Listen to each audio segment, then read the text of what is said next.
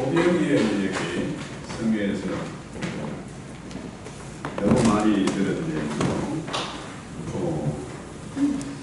주님이 많은 표적, 이적을 행하시는데 그 많은 이 기적 중에 사복음서, 마태복음, 요한복음까지 사복음서에 기록된 기적은 이 오병이의 기적이 유일합니다.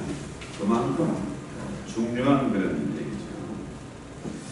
자, 어린아이 도시락 하나, 자, 물고기 5마리, 또 어린떡 2개.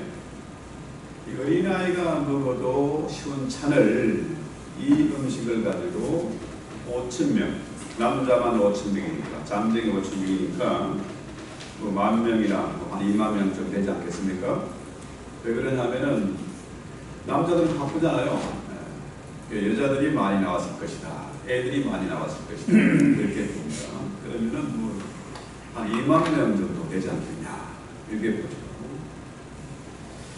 자, 그런데 어린아이 도시락 하나를 가지고 5,000명, 10,000명, 20,000명이 원 없이 배불리 먹고도 남았다. 이게 말이 됩니까? 이걸 뭐 믿을 수도 없고, 안 믿을 수도 없고, 교회 나오면서 신앙생활 한다고 직분을 받아서 안 믿을 수 없으니까 믿는 흉내라도 된다. 뭐 이런 정도죠. 어떤 사람들은 이런 얘기를 합니다. 어린아이가 도시락을 가져오니까 그렇죠? 사람들이 감동을 받아서 너도 나도 다 꺼내놔가지고 먹고 남았다. 이런 얘기 참 감동적이죠. 어린아이가 도시락을 꺼내니까 어른들이 부끄러워서 다 꺼내놓았다. 아주 휴머니즘 있는 감동적인 얘기입니다. 또 어떤 사람들은 주님이 마술을 부렸다. 눈속임. 마술사들은 사람들 눈을 기가 막히게 잘 속이잖아요. 마술을 부렸다. 이렇게 얘기해요. 그런데 오늘 요한복음에 나오는 오병이의 얘기, 그 진짜 의미가 무엇인지 우리 한번 생각해 봅니다. 사전에 보니까 마침 유대인의 명절인 유월절이 가까웠다. 유월절은 유대인들의 최대의 명절입니다. 각지에는 많은 사람들이 예루살렘 성전에서 유월절을 지키기 위해서 모이게 되는 거죠. 큰 무리가 주님을 따라가는 거죠. 큰 무리. 이게 뭐 아까 말씀드린 대로 남자만 5,000명 하니까 이거 어마어마한 숫자입니다. 한 도시가 움직이는 거와 마찬가지예요. 어마어마한 숫자예요. 그런데 따랐다는 말은 여러분 그 스토커 아시죠? 힘겹게 따라오는 사람, 끈질기게 저 사람 놓치면 내 인생이 큰일 나겠다. 저 사람이 우리의 구세주고 우리의 왕다. 저 사람 따라가면은 뭐 큰 자리 하나 차지하겠다. 끈질기게 따라오는 그런 사람들이죠. 그런데 그 이유는 뭐냐? 우리 예수님이 엄청난 기적을 행하시니까. 병자를 고치고 죽은 자도 살리고 하니까 어마어마한 기적을 보니까 사람들이 따라 나서는 거죠. 근데 문제는 유월절 하면 뭡니까? 유월절은 유대인의 최대의 명절이잖아요. 그렇죠? 단단히 준비하고 왔지 않습니까? 그런데 문제는 여전히 날은 어두워지고, 그렇죠? 또 오랫동안 먹지 못해서 배가 고파. 명절인데도, 잔치인데도 배가 고픈 거예요. 그 당시 유대교의 모습이 바로 그래요. 겉보기에는 그럴듯하게 제사장이 있고 화려한 성전이 있고 여러 가지 뭐가 있지만은 아무것도 아니다. 공허하다. empty다. nothing이다. 배가 고프죠. 이 시대의 교회들 역시 마찬가지로 참 큰 교회도 많고, 그렇죠? 화려하고 웅장한 예배당이 있고, 또 엄청난 성가대 찬양이 있고, 뭐가 있는 것 같은데, 문제는 뭡니까? 여전히 배가 고프다. 자, 사람들이 주님을 따라다니는 이유가 뭐냐? 주님은 영이잖아요. 하나님은 영이시고, 그렇죠? 우리는 빵만 먹는 짐승이 아니고, 사람은 뭡니까? 사람은 떡으로만 사는 것이 아니고 하나님의 전하는 말씀으로 사는 존재다. 말씀인데 사람들은 뭡니까? 오직 육신의 빵을 쫓아 나서는 거죠. 그들이 영적인 일에는 관심이 없다는 거죠. 자, 그래서 6절에 보절에 보면은 예수께서 눈을 들어 큰 무리가 자기에게 오는 것을 보시고 빌립에게 이르시되 우리가 어디서 떡을 사서 이 사람들을 먹이느냐 이렇게 말씀하시는 것은 친히 어떻게 하실지를 아시고 빌립이 어떻게 할 걸 이미 주님은 알고 계세요. 빌립은 아주 계산이 빠른 사람입니다. 딱 뭐라 그럽니까? 적어도 이 많은 무리들을 먹이려면은 200데나리온이 있어야 된다. 200데나리온 엄청난 금액입니다. 한 데나리온이 하루에 하루에 일당입니까? 그러니까 200일치 먹어야 돼요. 200일치. 그러니까 엄청난 금액이죠. 딱 빌립이 계산이 바르니까 정확하게 숫자를 아주 조금 크기만 면할 정도로 먹이려 해도 200데나리온이다. 주님이 이렇게 하시는 것은 빌립을 시험하고자 합니다. 그래서 지금 뭡니까? 날은 어두워지고 그 엄청난 돈은 없고 돈이 있어도 어디 가서 음식을 사올 데가 없어요. 빌립이나 거기 있는 제자들은 뭡니까? 주로 그 지역이 어디예요? 자기들 고향입니다. 어디가 뭐가 있고 고향지를 환하게 아는 사람들이죠. 그런데 빌립보다는 좀 나은 사람이 있습니다. 누굽니까? 안드레죠. 한 아이가 있어 보리떡 5개와 물고기 2마리를 가졌다. 자, 문제는 요한복음에는 이렇게 빌립과 안드레에게 나오는데요. 마가복음 6장에 보면은요. 마가복음에 보면은 너희가 가서 먹을 것을 주라는 거예요. 너희가 먹을 것을 주라. 주님의 제자들에게 형편을 다 아시잖아요. 다 깡통인데 그 많은 무리들을 너희가 나누어주라. 먹을 것을 주라는 거예요. 한번 상상해 보세요. 주님이 자신들의 형편을 다 아시는데 어디 가서 먹을 것을 살 수도 없고 돈도 없는데 너희가 주라니까 얼마나 황당했습니까? 답답히 나죠. 그런데요. 자, 이 안드레는 뭡니까? 한 아이가 보리떡 5개와 물고기 2마리가 있다. 이걸 가지고 뭐 하겠냐? 사실 이런 말을 하면서도 어떤 면에서 주님을 비웃는 그런 말이잖아요. 이게 요거밖에 없는데 어린아이의 도시락 하나밖에 없는데 이거 가지고 뭐 하겠냐? 자, 그래서 우리도 이런 형편에 처할 수 있다. 정말 기가 막힌 상황. 내 힘으로 도저히 풀 수 없는 문제가 닥치면 어떻게 합니까? 먼저 누구의 손을 벌려요? 부모에게 돈 달라고 때를 쓰는 거죠. 제 주변에 보면요. 이 자식이 부모의 재산이 어디 있는지 다 알아. 주식이 얼마고, 은행에 뭐 돈이 얼마나 남는 다 알고 있어요. 끈질기게 찾아냅니다. 끈질기게 찾아내서 반란을. 자, 부모가 안 주면 친척의 손 벌리고, 친구의 손 벌리고, 어떻게 마지막에는 제일 쉬운 게 어딥니까? 오해신도 교회 와서 사기치는 거죠. 돈 때문에. 저도 그런 경험 많이 했거든요. 자, 왜 그러냐? 이 엄청난 문제를 내 힘으로 풀 수 없으면 어떻게 됩니까? 주님의 능력과 주님의 그 사랑을 믿으면 되잖아요. 그렇죠?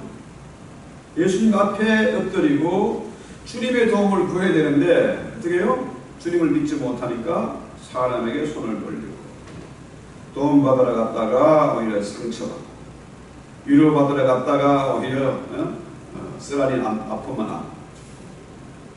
그래서요, 우리 인간의 지혜, 자, 빌립의 계산, 닭삭바른 그 계산, 자기가 똑똑한 것 같지만 사실은 뭡니까? 스피드하는 넘쳐난 거죠. 그래서 우리는 사람의 눈을, 어떤 눈을 가지고 사물을 보느냐, 어떤 눈을 가지고 세상을 보느냐, 어떤 눈으로 문제를 보느냐, 이거 참 중요합니다.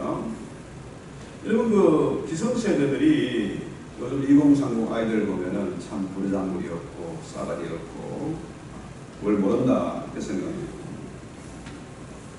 그런데 또 젊은이들이 2030이 또 노인네들을 보면 우리가 정말 말도 안 통하고 상식도 없고 꼰대 같은 그런 데들. 그래서요, 일제시대에 일본 사람들이 이 조선을 볼 때 뭡니까? 한심한 것들. 우리가 너희를 다스려야 너희가 그래도 인간답게 살 수가 있다. 너희들은 한심해. 물밑에서 똥써나야. 그런데 우리 민족적인 사관으로 보면요, 한국에 있는 정말 재능이 있고 지혜가 있고 용맹한 사람입니다. 자, 해방후에 한 70년 이렇게 80년 세월이 흐르면서 어떻게 됩니까? 한국이 과거에는 일본의 모든 걸 따라하고 돈 받고 이런 지금 뭡니까? 일본 오히려 한국에 손을 벌려야 하는 그런 처지가 되어 있습니다. 그러니까 어떻게 세상을 보느냐, 내 중심으로 보느냐, 아니면은 성경적인 눈을 가지고 주님의 눈으로 세상을 보느냐, 이건 참 중요한 문제죠. 자, 근데 우리 주님이 어떻게 합니까? 이 사람들로 함께하라. 이 사람들로 함께하라. 자, 이 말이 의미가 뭘까요? 자, 열을 세워서 잘 앉힙니다. 이 앉는다는 말은 뭘까요? 뭐 쌍놈들이야 서서 밥을 먹지만은 양반들 어떻게 해요? 앉아서 밥을 먹죠. 앉게하라. 이 말은 뭡니까? 이제 밥 먹자 이런 얘기예요. 아무것도 없는데, 우리나라에 도시락 하나밖에 없는데 이제 뭡니까? 우리 밥 먹자 이런 얘기예요. 자, 돈도 없고 먹을 것도 없는데 사람들을 앉히는 게 무슨 소용이냐? 어떻게 잔치를 하냐 이거죠. 왜 해야 됩니까? 주님이 하라고 명령하시니까 따라야 됩니다. 맞습니까? 네. 선악과를 따먹지 말라 하면 안 먹으면 되는 거예요. 그런데 아담은 어겼지 않습니까? 노아 시대에 하나님이 노아를 보고 방주를 만들려고 해요. 뭐 하려고? 배를 만들어야 홍수가 났을 때 너희가 살 수 있다는 거죠. 너희뿐만 아니고 온갖 세상의 짐승들을 살아야 된다. 그 당시에 노아의 입장에서 홍수란 말이 이해가 됩니까? 그 시대에는 비가 오지 않았어요. 위에 물에 뭉창이 있어가지고 안개가 주변에 하고 언제나 살기 좋은, 노동을 안 해도 먹을 것이 지천이고 너무 환경이 좋아서 900살까지 살아도 끄떡없는 그런 세상이었습니다. 실제로 남북이나 북부에나 가도 농사한 흔적이 있고 그렇지 않습니까? 비가 오니까 그런 것들이 드러나지 않아요. 그런데 하나님이 노아에게 방주를 지으라니까, 하나님의 명령이니까 말도 안 되는 일을 뭡니까? 순종을 하는 거죠. 여러분, 왜 세례를 받아야 됩니까? 주님의 명령이기 때문에 세례를 받아야 된다. 자, 오늘 성만찬을 하는데요. 성찬식을 하는데 왜 성찬식을 하냐? 주님이 친히 제정하신 것이고 하라고 하시니까 무조건 우리는 순종해야 되는 거죠. 자, 우리 하나님은 의지론의 하나님이 아니라 질서의 하나님이세요. 사방에 5만 명, 5천 명, 2만 명이 모여서 떠드는 그 주님이 원치 않으신다. 질서 정연하게 딱 앉고, 자, 숫자도 파악이 되죠. 질서가 잡혔죠. 그러니까 이제 밥 먹자. 자, 우리가 정말 피곤하고 복잡한 세상에 살고 있습니다. 우리 세대는 이렇게 살아가지만은 살다가 이제 좀 있으면 주님 부르면 가야죠. 그런데 다음 세대들 걱정이 많죠. 정말 피곤하고 복잡하고 살벌한 경쟁의 시대. 그런데 이렇게 세상이 복잡하고 피곤하고 할수록 살벌할수록 어떻게 해야 됩니까? 우리는 잠시 활동을 멈추고 앉아서 밥 먹는 시간을 가져야 된다. 세상에 빵도 필요하지만은 하늘 만나 생명의 떡을 먹는 시간을 가져야 된다. 이 얘기죠. 그래서 아이고 주님 말도 안 되는 얘기 하지 마세요. 지금 모인 무리가 자그마치 2만 명입니다. 어린아이 도시락 갖고 뭐 하겠습니까? 그럴 수 있지 않습니까? 그런데요, 이 말 속에 우리는 어떻게 해요? 아무리 내 생각과 주님의 생각이 틀려도 주님의 말씀이기 때문에 순종해야 된다는 거죠. 여러분, 그곳에 잔디가 많다 그러잖아요.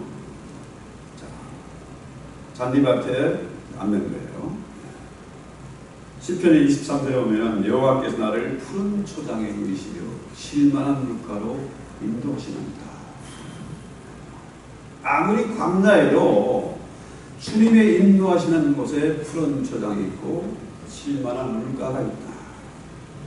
주님의 식탁에는 언제나 풍성함이 있다.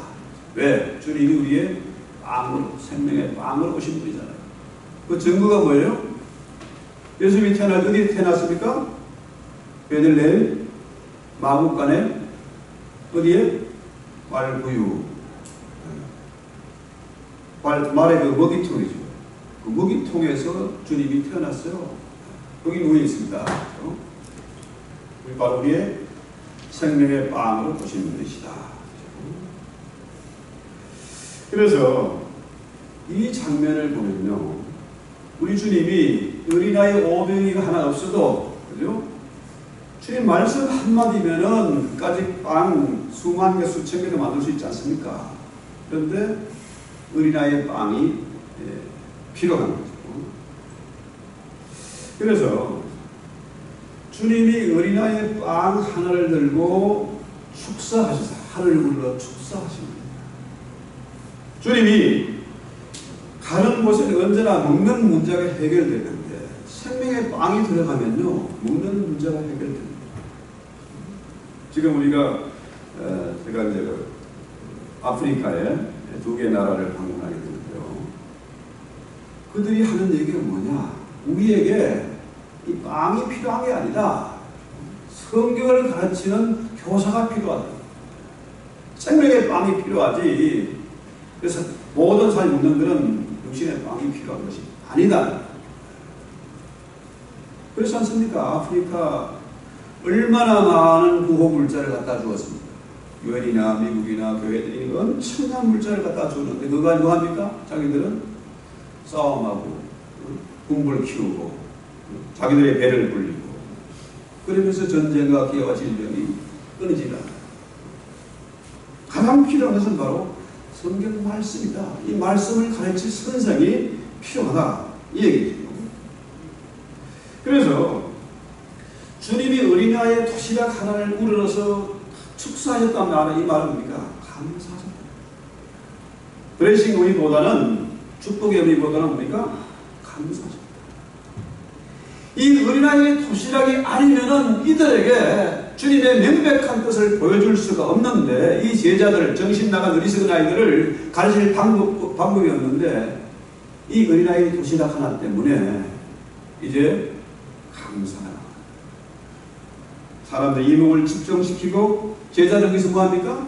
진짜로 떡을 나누어주는 일을 하는 거죠. 다시 말해서 제자들을 훈련시키고 사역시키기 위해서 어린아이 도시락이 필요했다. 이 말이죠.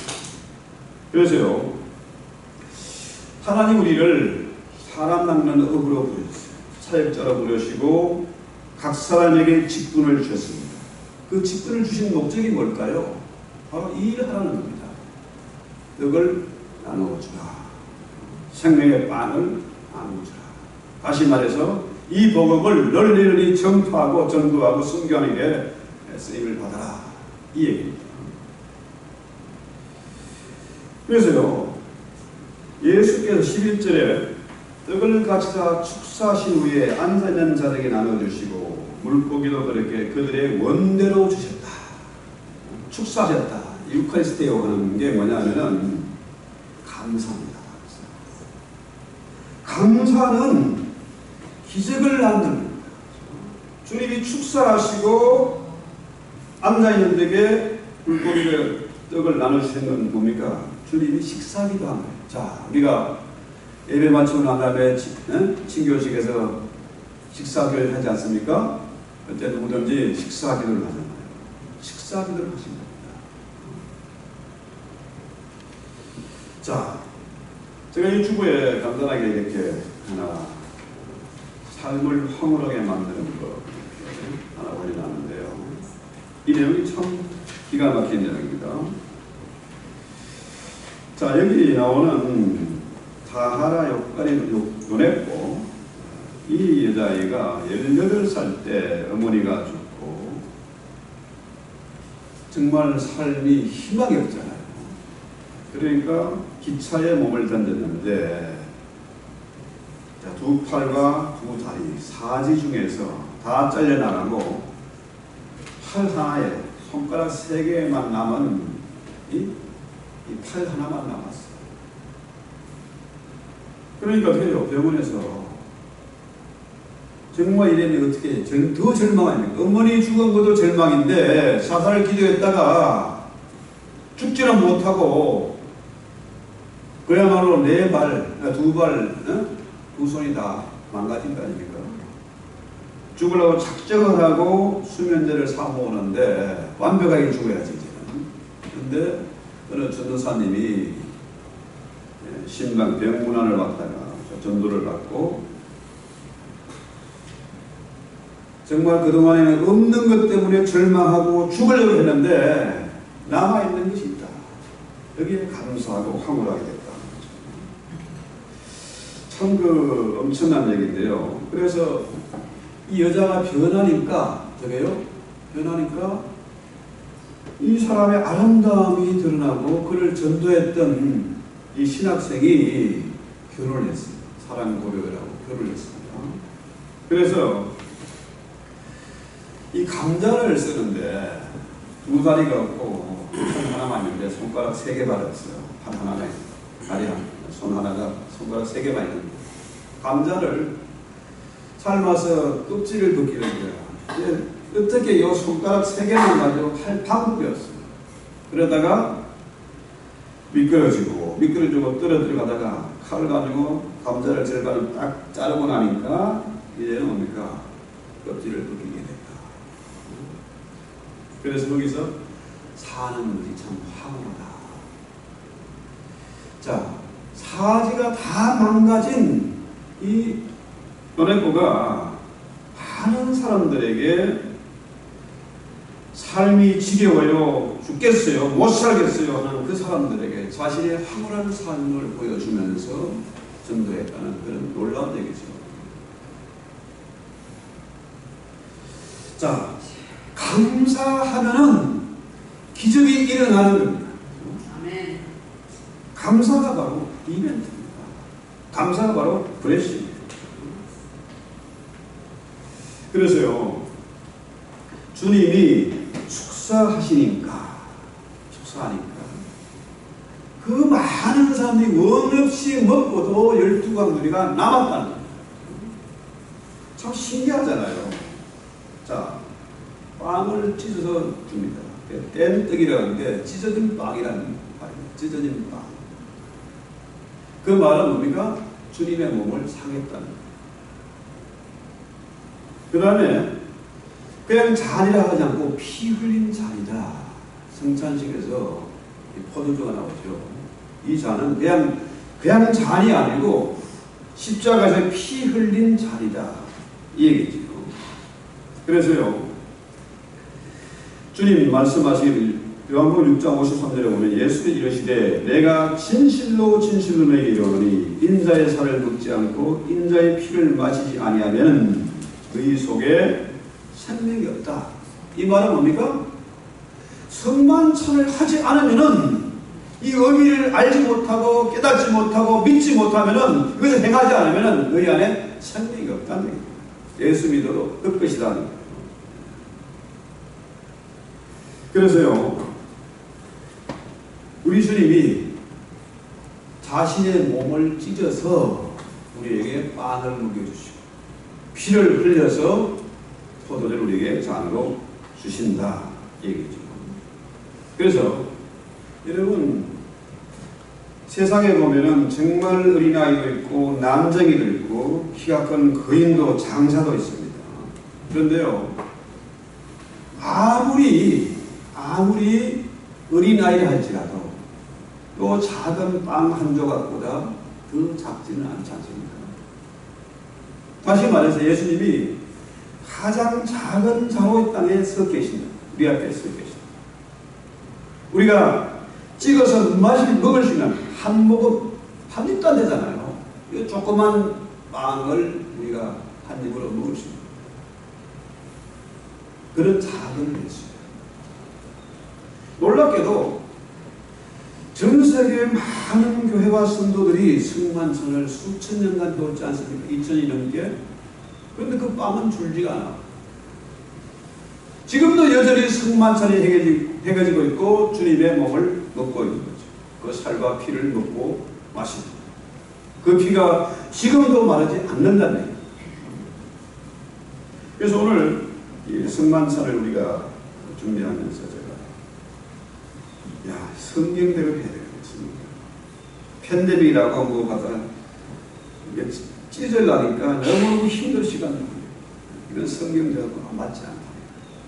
그래서 오늘은 직접 빵을 찢어 먹고 포도주를 마시는 그런 성만찬을 합니다. 그래서요, 예수 믿는다는 사람들은 뭡니까? 작은 예수를 먹고 마시는 사람. 주일의 예배마다 작은 예수를 먹고 마시는데, 예수 믿는 사람들이 성만찬의 떡과 잔을 먹고 마시는 사람들이 내가 큰 자다, 나는 대단한 사람이야, 너들 알아서 해야 돼, 난 이 정도 대접받아야 돼, 이건 뭡니까? 그 안에 뭐가 없다? 예수가 없다, 생명이 없다.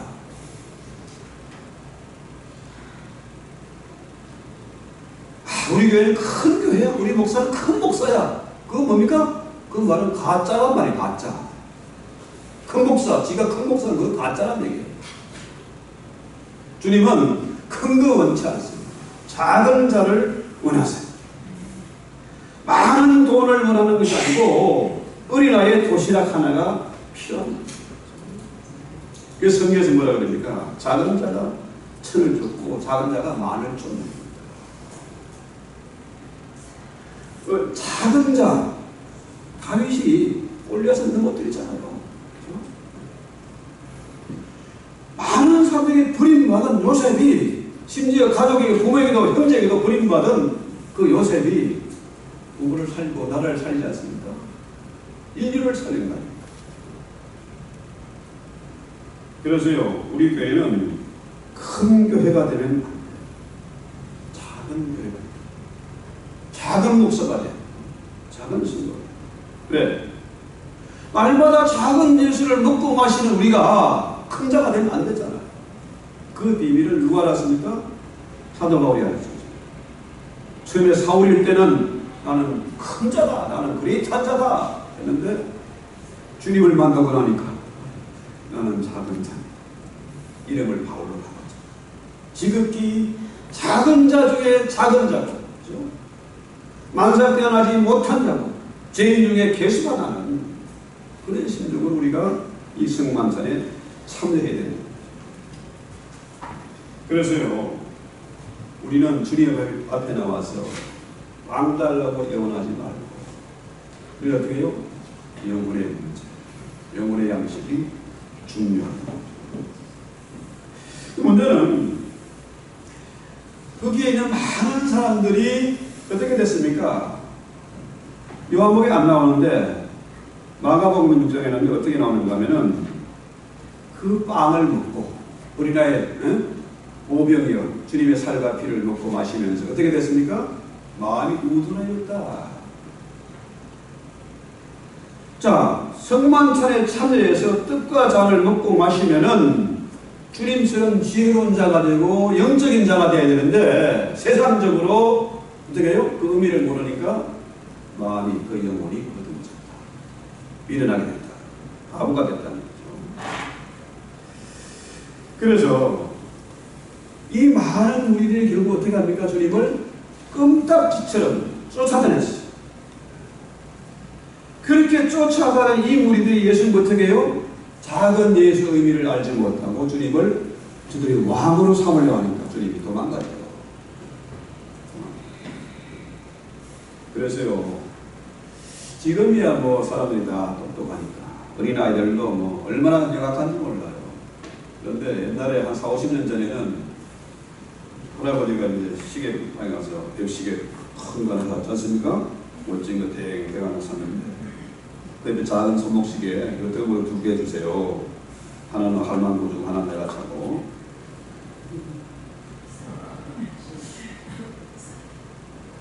자, 크다고 좋은 게 아니라는 얘기입니다. 벽시계보다 손목시계가 훨씬 더 비싼 거 아닙니까? 더 좋은 거잖아요. 큰 자가 중요한 게 아니고 큰 교회가 좋은 게 아니다 이 말이죠.